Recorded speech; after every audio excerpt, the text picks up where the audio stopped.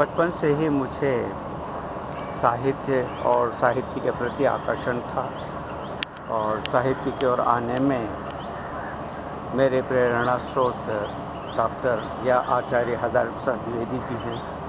सौभाग्य से मैं चंडीगढ़ से मैं किया हूँ और वो मेरे गुरुजी रहे हैं, पिता तुल्य रहे हैं।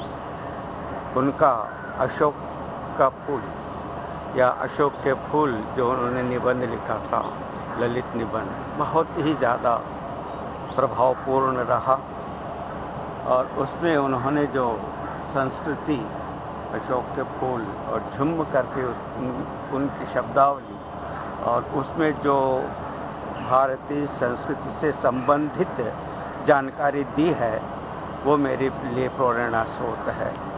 और उस प्रेरणा के आधार पर मैं हिंदी की ओर बढ़ा हूँ और मेरी अपनी कुछ रचनाएं, कुछ कहानियाँ, एक आध उपन्यास और हिंदी साहित्य का संक्षिप्त इतिहास। फिर संपादन क्षेत्र में आ गया हूँ और मेरी संपादन कला को यूनिवर्सिटी से सराहा गया है। उसके साथ जहाँ मैं नौकरी कर रहा था वहाँ पर एक गृह पत्रिका चलती थी हमारी, जिसका नाम था HMT गृह पत्रिका, और उसका मैं करीब 20 साल तक संपादन करता रहा।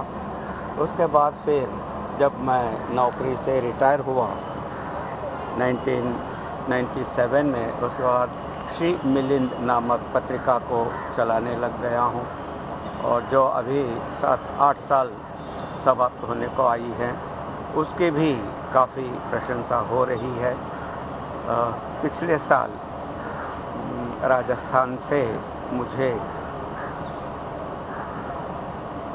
हिंदी प्रचार सभा है, वहाँ पर उन्होंने संपादक रत्न से मुझे विभूषित किया है। ऐसे संपादन कला जीवन में मेरे लिए उपादेय के रूप में धनार्जन की दृष्टि से नहीं, यह मैं स्वांत सुखाय अपने आप को हिंदी से जोड़कर रखने के लिए, हिंदी से जो कुछ भी या हिंदी में या हिंदी के लिए जो कुछ भी मुझसे हो सकता है उसे सेवा भाव से करने की एक तपन है, लालसा है, मन में एक प्रकार का आकर्षण है। मैं इसी को ध्यान में रखकर जितना मुझसे हो सकता है हिंदी की सेवा करने का प्रयास कर रहा हूँ, करता आया हूँ। ईश्वर की कृपा है, यदि वो साथ दें तो करता रहूँगा। वैसे कहना नहीं चाहिए, लेकिन इस समय मैं 77 ईयर्स का हूँ।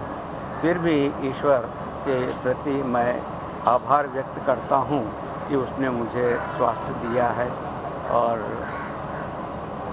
हृदय से मैं प्रार्थना करता हूँ कि वो मुझे इसी तरीके से आप लोगों की सेवा या हिंदी की सेवा करने के लिए निरंतर शक्ति प्रदान करें।